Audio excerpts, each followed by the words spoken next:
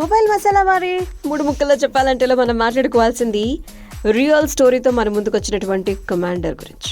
ఇమ్రాన్ హాష్మి కీలక పాత్రలో వచ్చినటువంటి యాక్షన్ థ్రిల్లర్ గ్రౌండ్ జీరో ఎలా ఉందో 3 ముక్కల్లో తెలుసుకుందాం. ముందుగా మొదటి మాట మనం మాట్లాడుకోవాల్సింది నరేంద్రనాథ్ దర్దూబే డిప్యూటీ కమాండెంట్గా కశ్మీర్లో విధులు నిర్వహించినటువంటి వారి జీవిత కథ ఆధారంగా మన ముందుకొచ్చి మంచి ఇన్స్పిరేషనల్ స్టోరీగా మన ముందు నిలిచింది.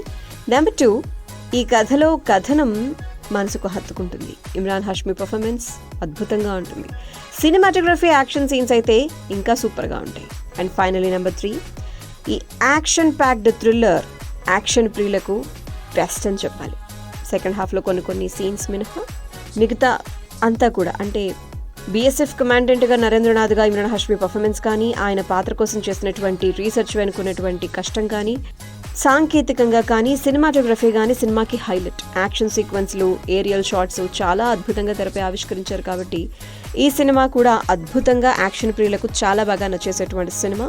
సో ఈ సినిమాకి ఆర్జే సునీత రేటింగ్ 3 స్టార్స్.